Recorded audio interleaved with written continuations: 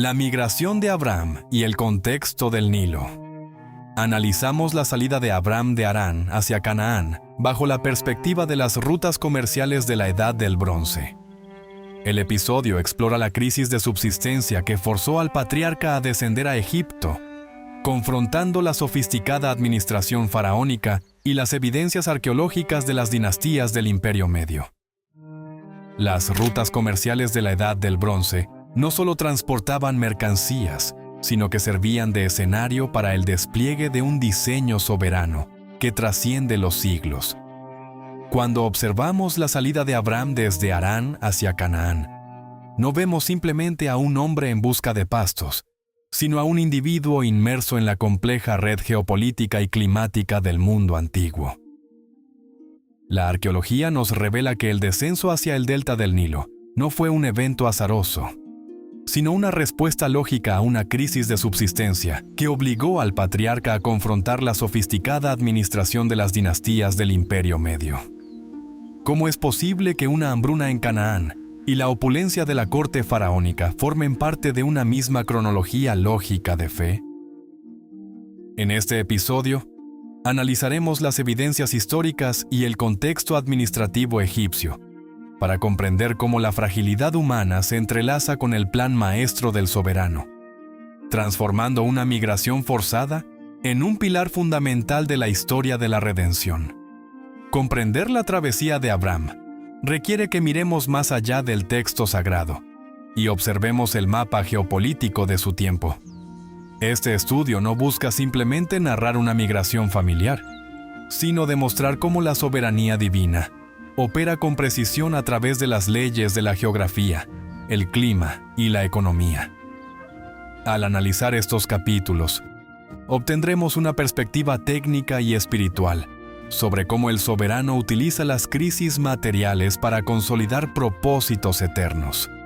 No estamos ante un mito, sino ante una crónica de fe insertada en el tejido de la historia humana. Nuestra hoja de ruta para este análisis se divide en 3 pilares fundamentales que nos permitirán reconstruir esta cronología. En primer lugar, examinaremos la logística de la promesa, las rutas comerciales que Abram recorrió desde Siquem hasta el Negev, y cómo la topografía de Canaán moldeó su dependencia del Señor. En segundo lugar, analizaremos el contexto administrativo egipcio. ¿Por qué el hambre en Canaán llevó al patriarca hacia la sofisticada burocracia del Imperio Medio? Un sistema donde la identidad y la seguridad de Abram fueron puestas a prueba ante la corte faraónica. Finalmente, estudiaremos la geopolítica del conflicto y el sacerdocio, la intervención de Abram en la guerra de las coaliciones de reyes y su encuentro trascendental con Melquisedec en el valle de Shavé.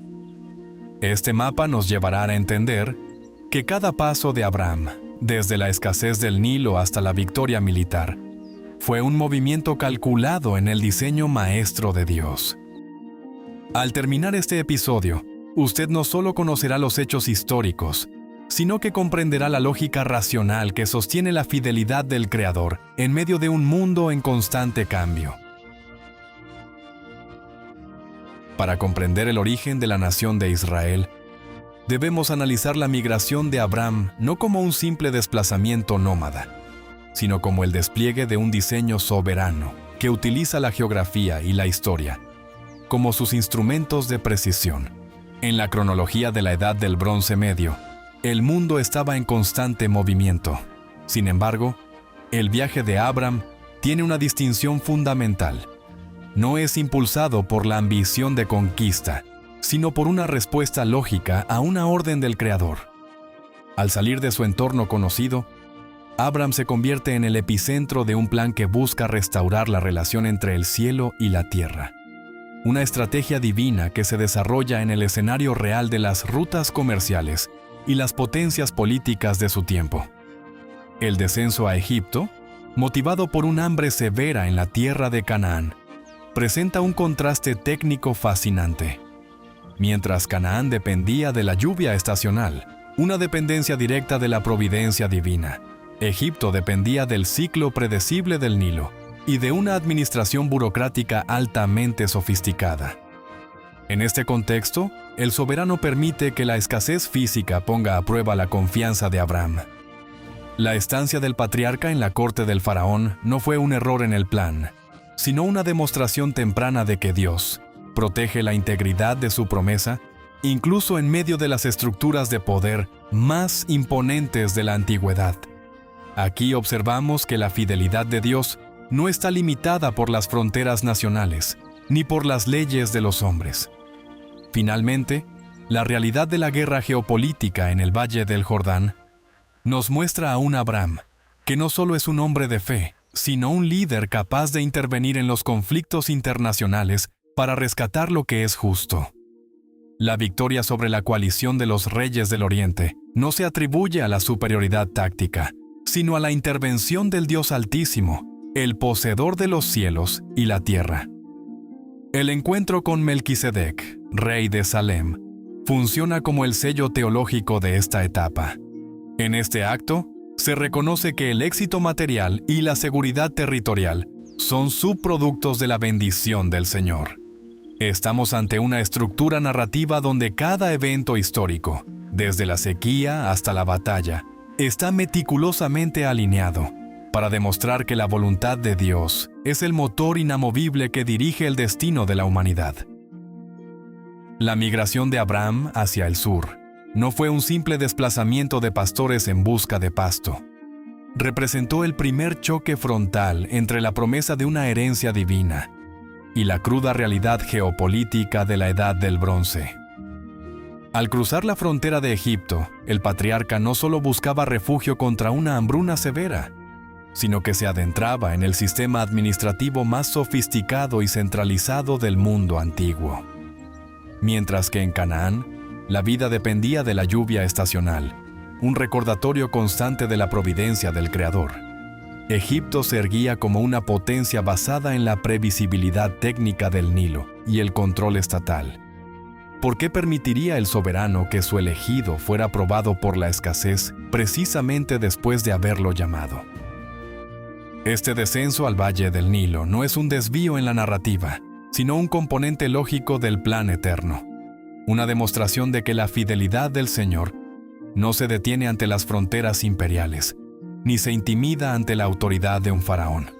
En este capítulo, analizaremos cómo la historia arqueológica y el texto bíblico convergen para mostrarnos que, incluso en medio de las estructuras de poder más imponentes, el destino de la humanidad sigue siendo dirigido por un decreto soberano que trasciende la diplomacia y la supervivencia física.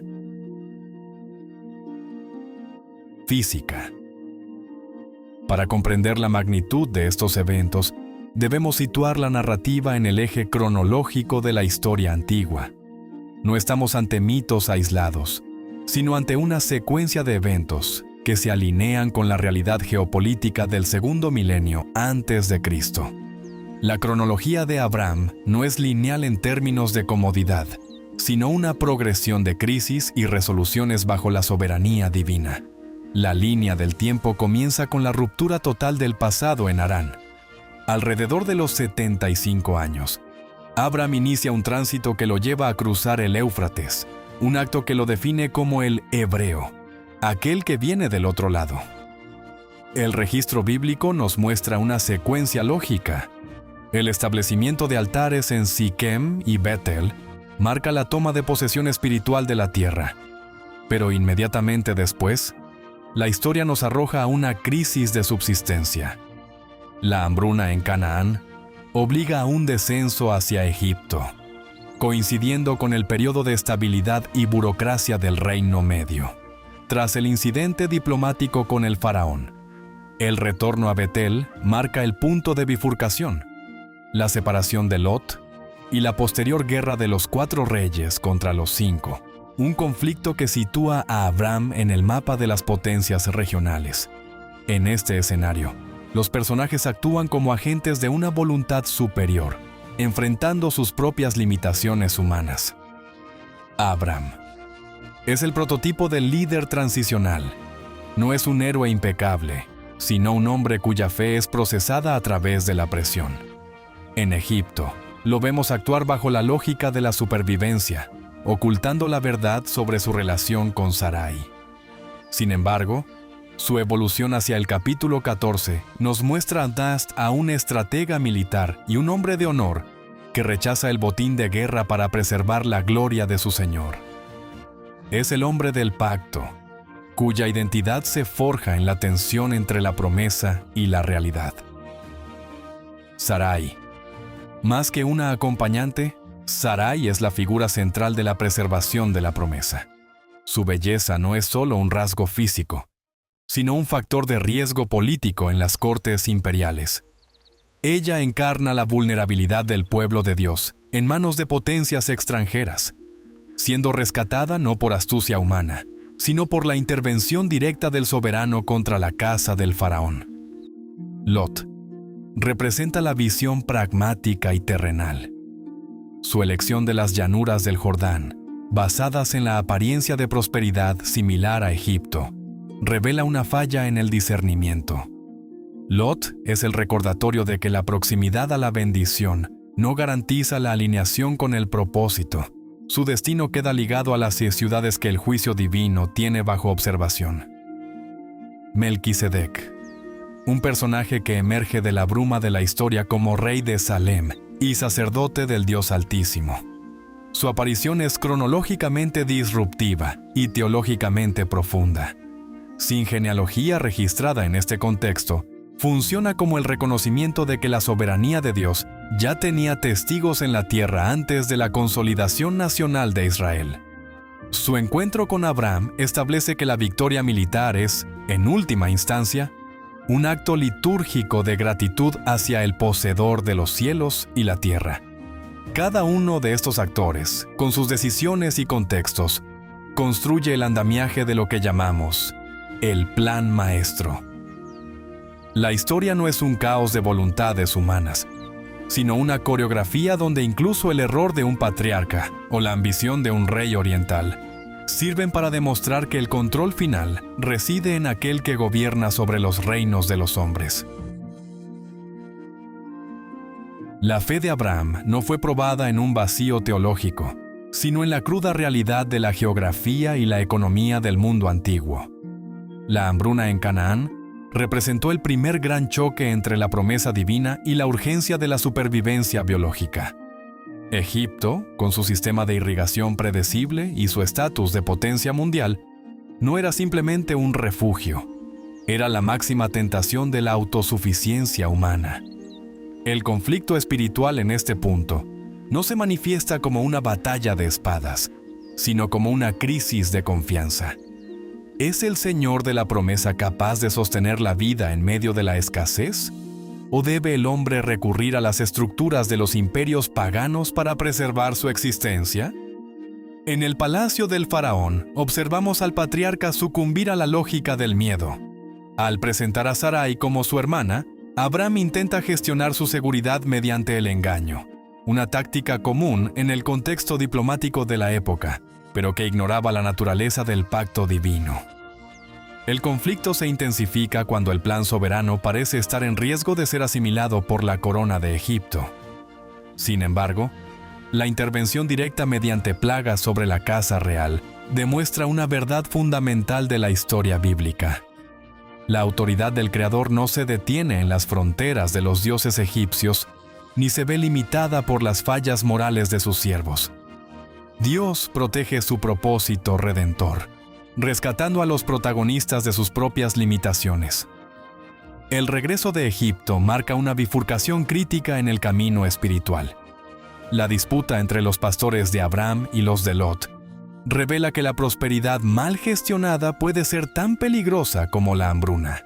Lot elige basado en lo que sus ojos perciben como una ventaja inmediata, atraído por una región que recordaba la opulencia egipcia, pero que estaba moralmente en descomposición. Por el contrario, Abraham decide ceder su derecho de elección, alineando su voluntad con la providencia. Este es un momento de madurez espiritual. La tierra no se obtiene por la astucia de la mirada, sino por la herencia de aquel que otorgó la promesa. La separación física de Lot es, en realidad, una purificación del llamado de Abraham. El conflicto espiritual de este periodo culmina no en el campo de batalla, sino en un acto litúrgico. Tras rescatar a Lot y derrotar a los reyes orientales, Abram se enfrenta a la última gran tentación de su autonomía, el ofrecimiento del rey de Sodoma. Al rechazar el botín y decidir diezmar ante Melquisedec, el sacerdote del Dios Altísimo, Abram reconoce que su victoria no fue producto de su genio militar, sino un acto de la gracia soberana. Al levantar su mano hacia el poseedor de los cielos y la tierra, el patriarca rompe con la lógica de las alianzas terrenales y consolida su identidad como el hombre del pacto. La evidencia histórica y arqueológica de estas migraciones nos recuerda que, detrás de cada movimiento migratorio y cada conflicto regional, existe una voluntad superior coordinando los eventos hacia un fin redentor. La historia de la redención no ocurre en un vacío mitológico, sino en la cronología precisa de la Edad del Bronce, cuando el soberano llama a Abram para abandonar la seguridad urbana de Mesopotamia, lo introduce en un escenario de inestabilidad geopolítica. El hambre en Canaán no fue un error de cálculo divino, sino una prueba de dependencia en la realidad humana del patriarca.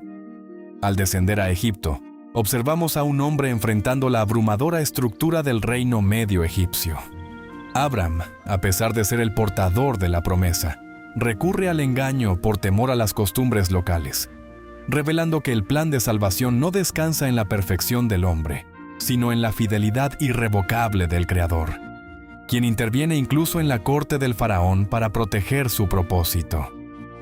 Al regresar de Egipto, la prosperidad generó una fricción logística que puso a prueba la cohesión del grupo familiar. Aquí, el análisis racional de Lot se enfrentó a la confianza espiritual de Abram. Lot eligió basándose en la observación empírica, las llanuras fértiles que recordaban los regadíos del Nilo, una decisión lógica para un criador de ganado, pero que ignoraba el contexto moral de las ciudades de la llanura. Abram, al permitir que su sobrino eligiera primero, demostró una comprensión profunda de que la herencia prometida no depende de la astucia geográfica, sino de la voluntad divina. Esta separación no fue una pérdida para Abram, sino una purificación necesaria para lo que el plan soberano demandaba de él. El registro de la guerra de los 4 reyes contra los 5 en el valle de Sidim nos proporciona un marco histórico riguroso sobre las coaliciones militares del antiguo cercano Oriente. La intervención de Abram para rescatar a Lot no fue un acto de agresión imperialista, sino una respuesta de justicia ante el caos regional. No obstante, el clímax de esta cronología ocurre en el valle de Sabe. Allí, Abram se encuentra con Melquisedec, rey de Salem. Mientras que el rey de Sodoma representaba la tentación del botín y el reconocimiento humano, Melquisedec, el sacerdote del Dios Altísimo, representaba un orden superior. Al entregar el diezmo y participar del pan y el vino, Abram reconoció que su victoria fue orquestada por la mano del Creador. Cada movimiento migratorio, cada conflicto y cada encuentro sacerdotal en esta etapa refuerza la evidencia de que la historia está siendo guiada meticulosamente hacia un fin redentor universal. Al analizar los estratos de la narrativa de Abram, observamos que las decisiones humanas no ocurren en un vacío, sino que están condicionadas por nuestra percepción de la realidad. La elección de Lot, basada en la observación empírica de las llanuras del Jordán, representa un modelo de pensamiento centrado en el beneficio inmediato y la seguridad material. Para un observador de la época, su lógica era impecable. Eligió los recursos, el agua y la proximidad a los centros de comercio. Sin embargo, su análisis omitió la variable más crítica, el entorno moral y su impacto en el propósito a largo plazo. Esta es la primera reflexión práctica que la historia nos arroja. Una decisión que parece técnicamente correcta puede ser estratégicamente desastrosa si ignora los principios establecidos por el Creador. El compromiso de Abram con la justicia se evidencia en su respuesta ante el conflicto militar. no fue un observador pasivo del caos regional. Su intervención para rescatar a Lot demuestra que la confianza en la providencia no anula la responsabilidad humana de actuar con valentía y rectitud. Abraham operó con una precisión táctica que desconcertó a las coaliciones orientales, pero su mayor victoria no fue militar, sino ética. Al rechazar el botín del rey de Sodoma, Abraham protegió su integridad de cualquier alianza que pudiera comprometer su dependencia exclusiva de Dios. En nuestra cronología diaria, esto se traduce en la capacidad de discernir entre una ganancia legítima y una oferta que, aunque lucrativa, intenta usurpar el lugar que solo corresponde a la bendición divina. El encuentro con Melquisedec es el clímax lógico de esta etapa. Este personaje, que emerge sin genealogía previa en el registro histórico, introduce un orden sacerdotal que trasciende el sistema levítico posterior. Abraham, al entregar los diezmos, reconoció que su éxito no fue producto de su astucia militar o de la casualidad geopolítica, sino una orquestación soberana. Esta es la evidencia final que debemos procesar. El reconocimiento de la soberanía de Dios es el fundamento de toda verdadera prosperidad. Al igual que Abraham, somos llamados a evaluar nuestras victorias no por el tamaño del botín, sino por la fidelidad del sumo sacerdote que intercede por nosotros. El plan maestro sigue su curso, transformando a un migrante en el Padre de Naciones a través de una serie de decisiones donde la fe se convierte en la forma más elevada de razón. La trayectoria de Abraham no debe interpretarse como un simple desplazamiento nómada, sino como un ejercicio de análisis de riesgos bajo la dirección de la soberanía divina. Al observar las capas sedimentarias de la historia, comprendemos que el descenso a Egipto, motivado por la hambruna, fue una prueba crítica donde la lógica de la supervivencia humana chocó con la instrucción del plan maestro. La evidencia arqueológica de las fluctuaciones del Nilo nos recuerda que, incluso en los centros de mayor abundancia y poder político, la provisión sigue siendo una variable bajo el control del Creador. Esta migración nos obliga a procesar una realidad fundamental. El entorno geográfico puede cambiar, pero el propósito soberano permanece inalterable. La acción de conexión que este registro nos exige hoy es la evaluación de nuestra propia geografía de fe.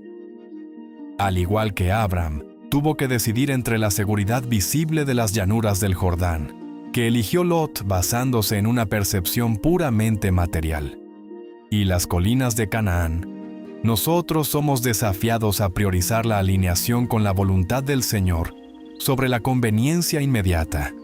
El rescate de Lot y el posterior reconocimiento de la autoridad de Melquisedec cierran este ciclo con una premisa lógica. La verdadera prosperidad no se mide por la acumulación de recursos en el campo de batalla, sino por la capacidad de reconocer que toda victoria es un resultado de la intercesión divina. En la cronología de nuestras vidas, la madurez se manifiesta cuando transformamos el éxito en un acto de rendición. Al entregar los diezmos y rechazar las ofertas del rey de Sodoma, Abraham demostró que su dependencia no estaba en las estructuras de poder de su tiempo, sino en la fidelidad de aquel que lo llamó de Ur de los Caldeos. Esta es la evidencia final que debemos internalizar. La fe no es un salto al vacío, sino la conclusión lógica de quien ha comprendido que el control de la historia no reside en las manos de los reyes terrenales, sino en la soberanía absoluta de nuestro Dios. El plan sigue su curso, y cada decisión de obediencia es un ladrillo colocado en la construcción de un legado que trasciende las eras. La trayectoria de Abraham desde los centros urbanos de Mesopotamia hasta las orillas del Nilo representa más que un movimiento migratorio. Es la evidencia tangible de una fe que se somete a la soberanía del Creador frente a la incertidumbre climática y política. Los registros estratigráficos y los textos antiguos de Egipto confirman que las hambrunas eran catalizadores de grandes desplazamientos humanos hacia el delta. Sin embargo, en la cronología del plan maestro, Este descenso no fue un error, sino una etapa de refinamiento donde la debilidad humana, manifestada en el temor de Abraham ante el faraón, contrastó con la protección absoluta de Dios. La síntesis de este ciclo se manifiesta en la geografía de las decisiones. Mientras Lot eligió basándose en la observación empírica de las llanuras fértiles de Sodoma, buscando la seguridad en los recursos visibles, Abraham aceptó la aridez de las colinas de Canaán, fundamentando su realidad en la promesa invisible pero inmutable. Esta es la transformación que el registro bíblico nos exige, la transición de una lógica basada en la escasez material a una lógica basada en la provisión soberana. El rescate de los cautivos y la victoria sobre la coalición de los reyes de Oriente no fueron triunfos de estrategia militar, sino la conclusión lógica de quien camina en alineación con la voluntad divina. Al encontrarse con Melquisedec y rechazar las riquezas del rey de Sodoma, Abraham demostró una madurez que trasciende las eras, la capacidad de reconocer que toda victoria y todo recurso provienen exclusivamente de la mano del Señor. No permitió que las estructuras de poder de su tiempo reclamaran el crédito por su prosperidad. Para nosotros hoy, la evidencia es clara. La verdadera transformación ocurre cuando nuestra geografía de fe se estabiliza, no por la ausencia de conflictos o hambrunas, sino por la certeza de que el control de la historia reside en aquel que llamó a Abraham de Ur. Cada altar levantado es un testimonio de que el propósito eterno sigue su curso, inalterable ante las fluctuaciones del mundo. La migración de Abraham no fue un evento aislado de nómadas en busca de pastos. Fue un movimiento estratégico dentro del plan soberano de Dios. Al estudiar los registros del Bronce Medio, comprendemos que el descenso hacia Egipto debido a la hambruna era una respuesta lógica ante la fragilidad climática de la región. Sin embargo, este desvío hacia el Nilo revela una tensión fundamental: la lucha entre la autosuficiencia humana y la dependencia total en la promesa divina. A pesar de la falla ética de Abraham al ocultar la identidad de Sarai ante el faraón, la evidencia histórica y teológica nos muestra que el propósito eterno es invulnerable a las debilidades de sus mensajeros. Dios intervino no por el mérito de Abraham, sino para preservar la pureza del linaje a través del cual vendría la redención.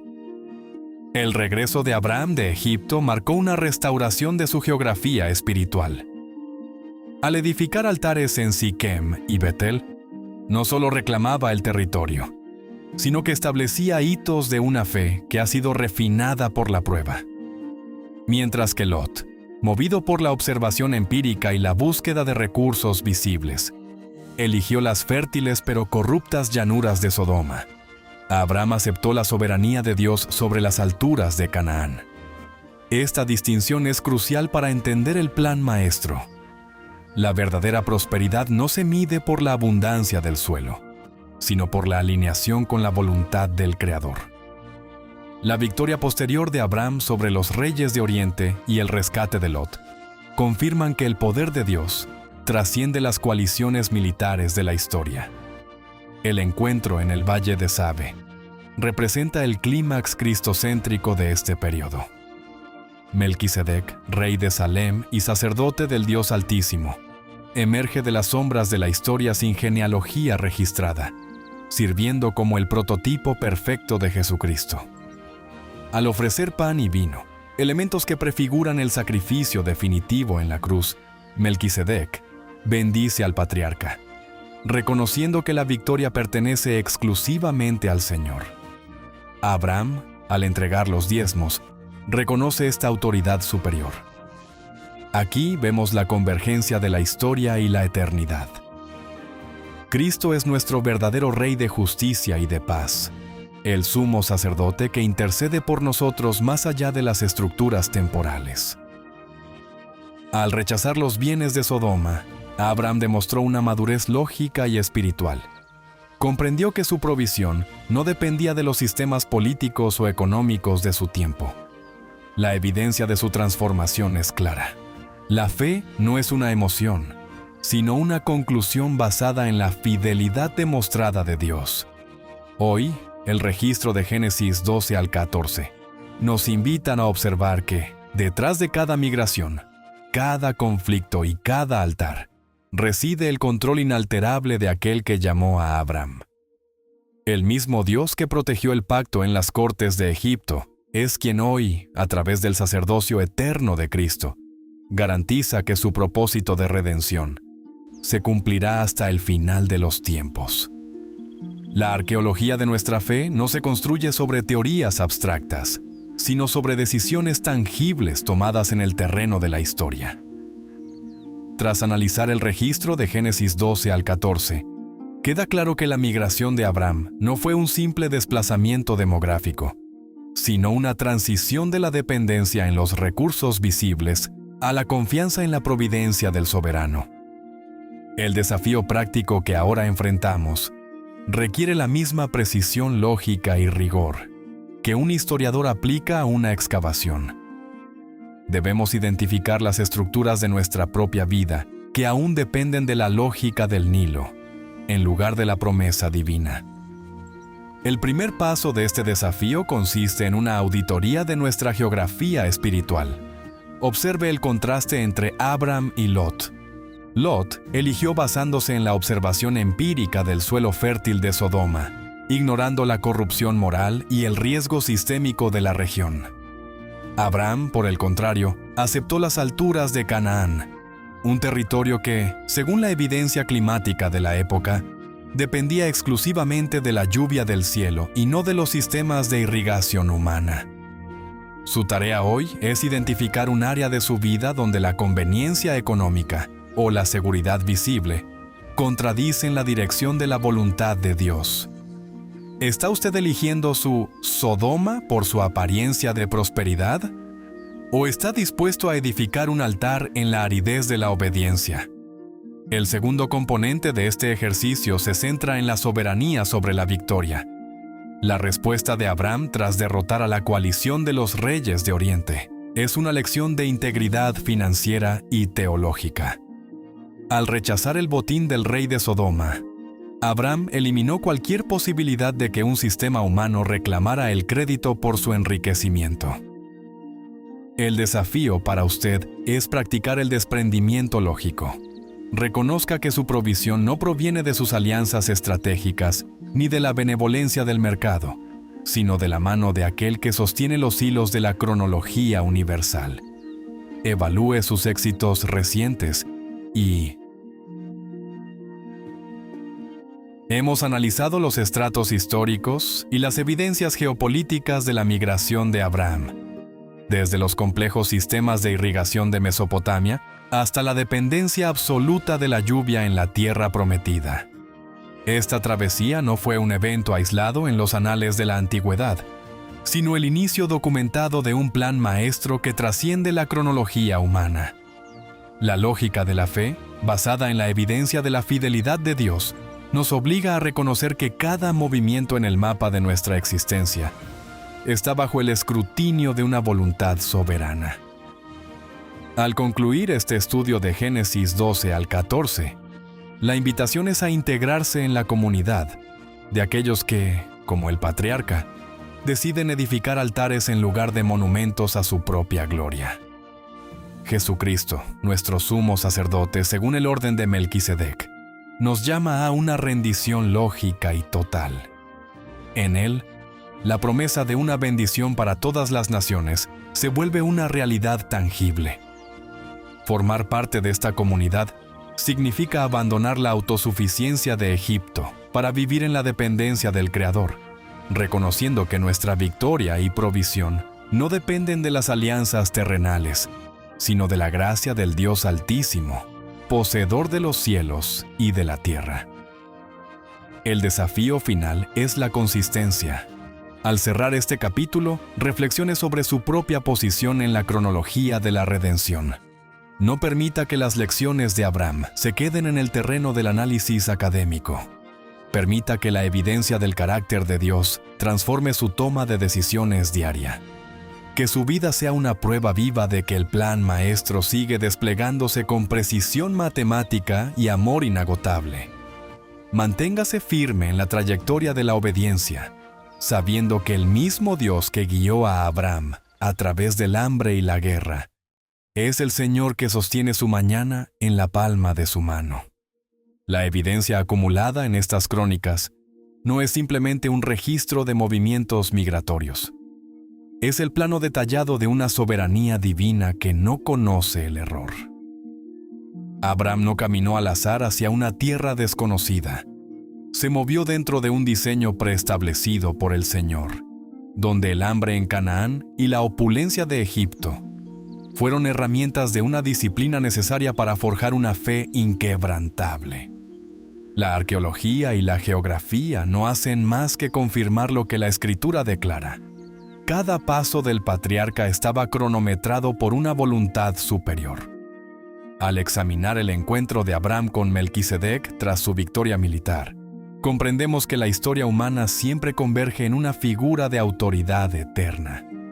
La decisión de Abraham de entregar los diezmos y rechazar los bienes del rey de Sodoma no fue un impulso emocional, sino la conclusión lógica de quien reconoce que el Dios Altísimo, poseedor de los cielos y de la tierra, es su única fuente de provisión. En este encuentro, vemos el destello de Jesucristo, nuestro sumo sacerdote eterno, en quien la promesa de bendición para todas las naciones encuentra su cumplimiento definitivo y tangible. El desafío que queda ante nosotros es la consistencia. Al cerrar este análisis de Génesis 12 al 14, la invitación es a integrar estas verdades en nuestra propia cronología de vida. La fe no es un salto al vacío, sino una respuesta razonada a la fidelidad comprobada de Dios en la historia. No permita que estas lecciones se queden en el terreno del análisis académico. Permita que la evidencia del carácter del Creador transforme su toma de decisiones diaria. Manténgase firme en la trayectoria de la obediencia, abandonando la autosuficiencia de los imperios terrenales para vivir bajo la dependencia absoluta del soberano. El mismo Dios que guió a Abraham a través de la sequía, la guerra y la incertidumbre, es el Señor que sostiene su mañana con precisión matemática y amor inagotable. Que su vida sea, a partir de hoy, una prueba viva de que el plan maestro sigue desplegándose con poder y gloria.